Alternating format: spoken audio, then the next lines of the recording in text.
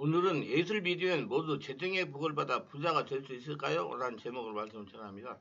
예수 믿으면 모두 큰 부자가 될 수 있느냐? 이런 질문을 할 겁니다. 물론 백만장자가 되는 것은 하나님의 특별하신 뜻이 있어야 되는 겁니다. 누구든지 구주를 믿고 유하게 애굽에서 나온 사람은 하나님이 적과 꿀이 흐르는 땅으로 인도하시기 때문에 주님께서 한 사람도 빈곤해지기를 원하지 않으십니다. 예수를 믿었다고 모두가 재정의 고통이 해결되는 건 아닙니다. 반드시 성령으로 세례를 받아야 됩니다. 성령으로 세례받고 성령 안에서 예수님을 부르며 기도하여 자신이 주신 예수님을 충만히 채워서 예수님 만나서 예수님부터 성령의 불이 나와서 온몸에 충만하게 채워서 살아계신 하나님의 성전이 되어 하나님께서 하라는 일을 할 때 그 일을 통해서 돈을 벌게 해가지고 재정의 고통이 해결되기 시작하는 것입니다.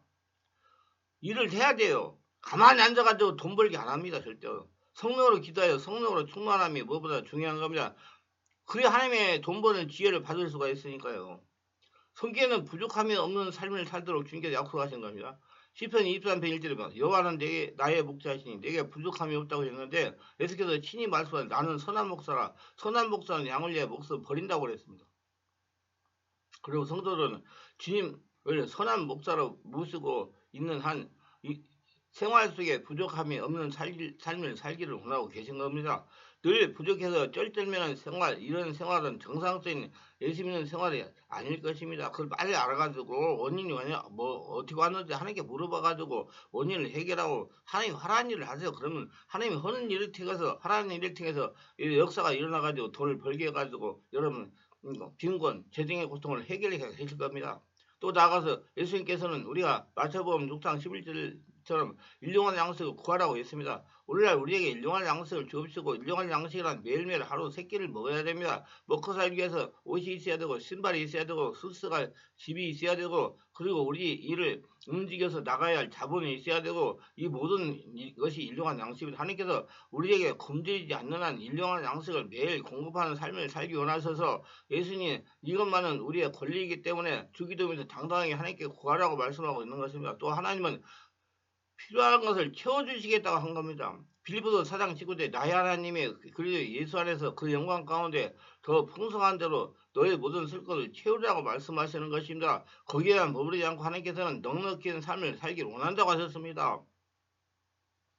고린도서 9장 8절로 10절에 하나님이 능히 모든 은혜를 너희에게 넘치게 하시나니 이는 너희로 모든 일에 항상 모든 것이 넉넉하여 모든 착한 일을 넘치게 하려 하십니다.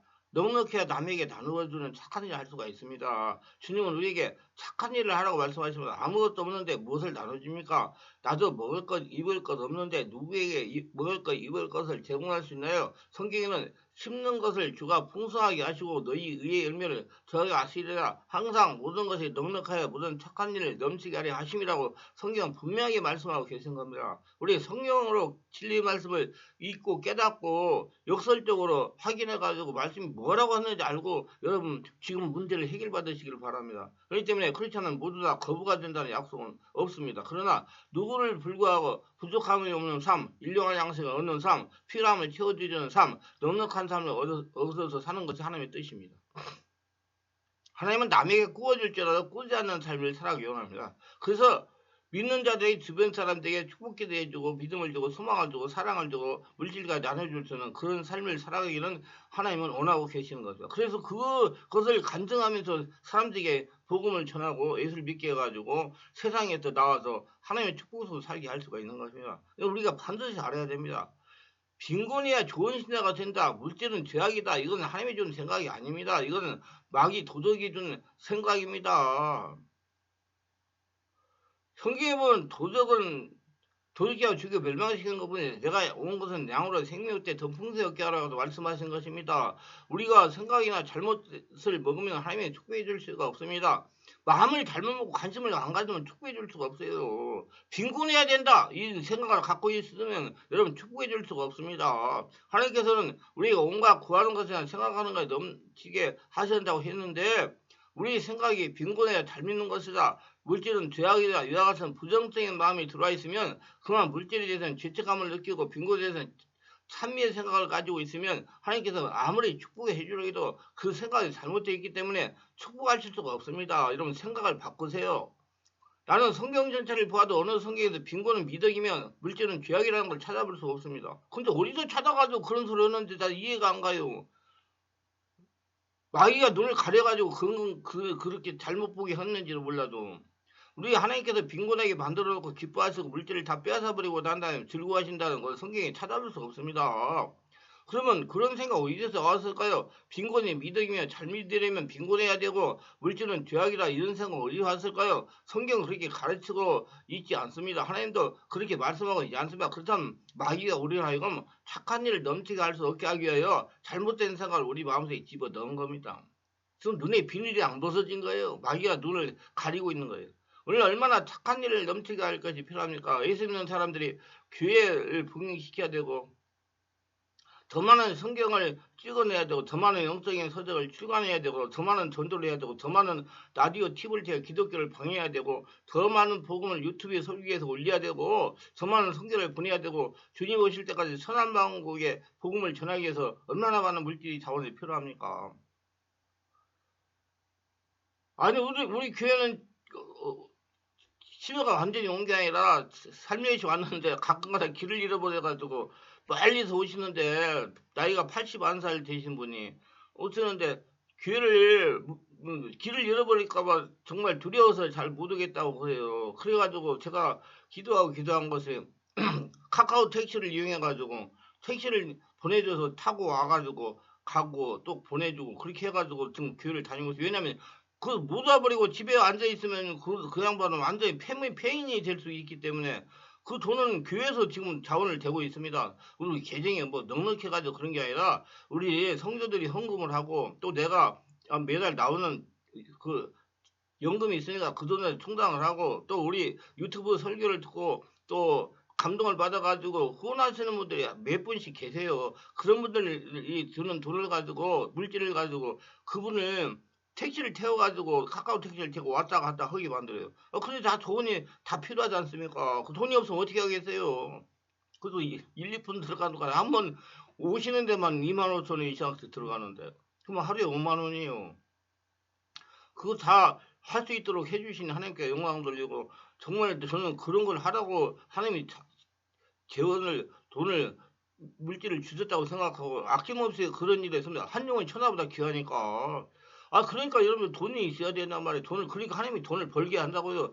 벌게 하는데 가만히 앉아가지고 입 벌리고 있는 사람 벌게 하는 게 아니라 하나님께 기도해가지고 하나님의 기회를 주신 것 같고 순종하고 일을 할 때 그 일을 통해서 이 역사가 일어나가지고 돈을 벌게 하십니다. 바로 알고 바로 따라가시기 바랍니다.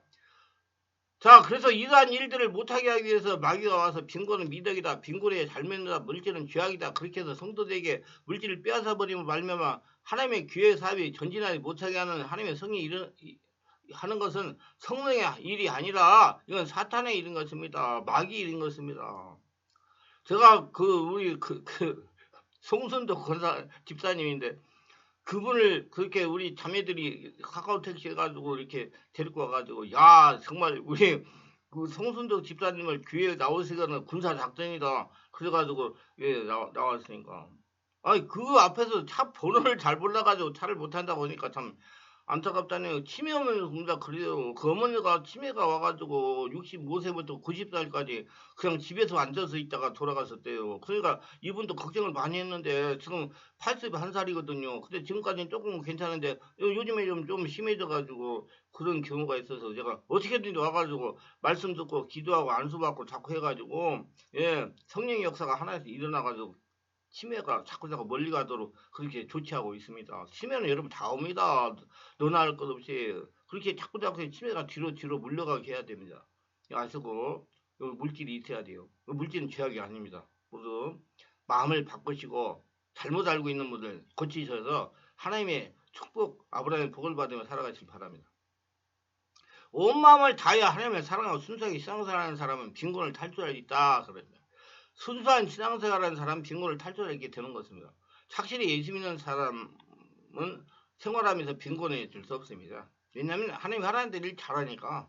왜냐하면 독일의 유명한 경제윤리학자예요. 독일의 부흥의 아버지라고 말하는 나서트는 말하기를 정신적인 자원 없이는 물질의 부흥은 없다고 말했어요. 예수를 믿고 예배드리며 성령으로 충만한 생활하면서 그 마음에 영적인 정신적인 자원하는 사람은 물질적인 부여가 안 따라올 수 없습니다. 막스 웨버 같은 유명한 경제학자는 고려파나 미국의 물질적인 부흥은 기독교 정신을 옳다고 말했으며 영국의 감리교 운동을 일으킨 요한 에슬레는 자기 요한의 에슬레 운동에 참여해서 예수 믿고 구원받은 사람 중에 점점 부자가 많이 되어가고 있기 때문에 걱정을 했다고 그래서 부자가 많이 되어가고 있기 때문에 예수 믿는 사람 중에 그래서 걱정했대요. 너무 돈이 많아 벌어 부자가 됨으로 말미암아 신앙을 잃어버릴까 싶어서 걱정했다는 것을 수기로 기록하였습니다. 왜냐하면 불을 가져오는 내적 자원이 예수 믿음으로 생기는 것입니다.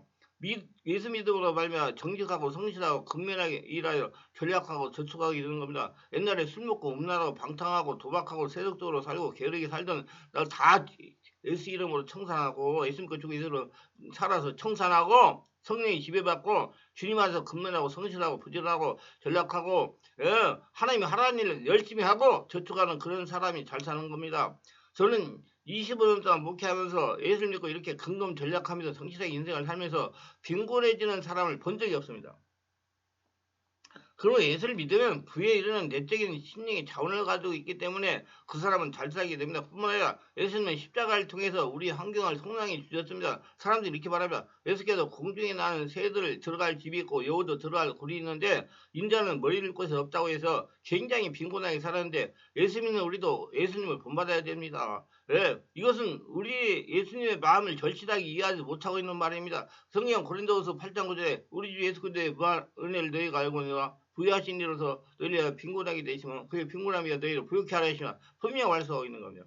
예수께서 그렇게 적빅하고 빼삼수로 빈곤하게 산 것은 예수님 자신을 위해서 그런 것이 아니라 우리의 빈곤, 우리의 적빈한 생활, 빈곤을 청산하게 버리기 위해서 주님께서 그렇게 하신 것입니다. 친히 담당하신 거예요. 오늘 예수님이 빈곤했으면 우리도 빈곤해야 하는 것은 예수의 고생을 물어돌리고 예수님의 저택의 은총을 파괴하는 역사인 겁니다. 예수님은 우리를 위해서 빈곤해졌으므로 우리 예수를 그리스도를 의지해서 축복을 받아서 그리스도의 이름이 온 세계에 나타내도록 물질을 사용하는 사람이 돼야 예수께 영광 돌리는 것입니다. 뿐만 아니라 갈라디아 3장 13, 14절에서 저주가 어디에 있습니까? 그리스도께서 우리를 위하여 저주를 받은 것에 율법에 대해서 우리를 속량하셨으니 그리스도는 남에게 달린 자만 저주하려 있는 자라 했으나 이런 그리스도 예수 안에서 아브라함과 이방에 미치게 하나님을 말씀하셨다. 이와 같이 예수같이 하나님을 받은 아들이 저주를 받아 십자가에 못 박힌 것은 당신이 자기의 저주가 아닙니다. 신명 28장 저주를 보셨죠? 들어가도 나가도 저주받아 개인이 실패하고 가정이 실패하고 사업이 실패하고 생활에 실패하는 저주. 이 저주는 예수께서 저주받은 분이 아님에도 불구하고 우리를 대신해 저주를 받은 율법에 대해서 우리를 속량하셨습니다. 값주고 사버렸습니다. 그래서 아브라함이 우리에게 임하게 했는데 아브라함 복은 무엇입니까? 우양과 은금이 풍부했다고 말한 겁니다. 이렇기 때문에 오늘날 우리가 예수 그리스도를 믿고 나오면 영원히 구원받아 죄사함 받고 천국에 가는 것은 말할 필요 없거니와 현실적인 삶 속에서 빈곤과 저주가 성량되고 청산되어 버렸다는 걸 알게 되시기를 바랍니다. 마음의 생각을 바꾸세요. 너무나 많은 사람이 오랜 세월 동안 예수 믿는 빈곤에 좋은 신자가 된다. 물질 죄악사라 물질을 던져버라. 그러니 물질 자체가 나쁘지 않습니다. 물질은 사용하는 사람이 나쁘면 그 물질 나쁘게 사용되고 물질 사용하는 사람이 좋은 사람이면 물질이 좋게 사용되는 겁니다. 우리 하나님께서 예수 그리스도를 통해 분명하게 빈곤과 저주를 그 몸에 걸머지고 성나기 때문에 예수를 믿고 살아가는 사람이면 예수를 위해서도 몸에서 빈곤과 저주를 벗어버려야 됩니다. 누가 무슨 소리 해도 저 하늘이 무너지고 이 땅이 꺼져도 하나님의 말씀은 절대적으로 1.1도 변함이 없습니다. 예수는 이미 십자가에서 못 박히고 피 흘려서 청산하고 성경에 그렇게 전해놓은 것을 누가 어떻게 부인하겠습니까? 우리가 대속에 깨어진 몸과 흘려진 피를 우리가 먹고 마시는 것이 이 증거입니다. 예수님이 나를 위해서 몸이 깨어지고 나를 위해서 피 흘리신 것은 십자가에 못 박혀 죽었다는 증거요. 그는 바로 거기에 우리 빈곤을 제하고 우리 저주를 속량했다는 확증을 하는 것입니다. 믿으세요. 그리고 우리는 예수를 잘 믿고 착실한 신앙생활하고 순수하게 신앙생활을 할 권리가 있습니다. 그럼 우리 예수를 잘 믿고 순수하게 착실한 신앙가면 빈곤에 해질 권리가 없고 저주에서 실패할 권리가 없습니다. 성도는 의무적으로 빈곤을 벗어나서 저주를 벗어나 모든 일에 항상 모든 것에 넉넉하여 모든 착한 일을 넘치게 할 책임이 있습니다. 또 나아가서 착실한 신앙생활은 빈곤을 퇴치할 수밖에 없는 11조 언약이 있기 때문이다.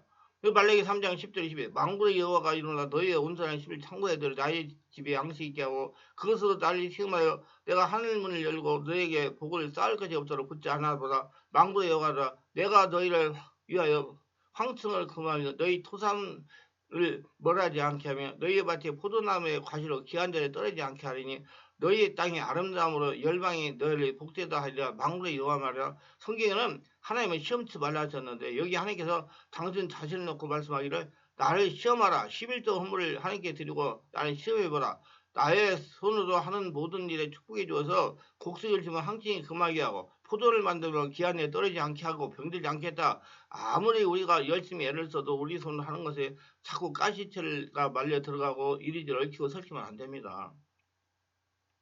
될 듯 안 되는 겁니다. 하나님께서는 우리가 축복해 주시면 우리 손대는 것보다 자꾸 흥하고 발전하는 열방에 복되다고 말씀하셨으니 11조 언약이 있는 이상 예수 믿는 사람이 빈곤일 염려도 피곤할 필요도 없는 거예요. 근데 여기서 잠깐 하나 잘 이해를 하고 가셔야 돼요. 예수 믿고 죽고 예수를 태어나가 성령의 집에 인도받은 사람은 자신이 죽었기 때문에 자신의 모든 소유가 예수님 소유입니다.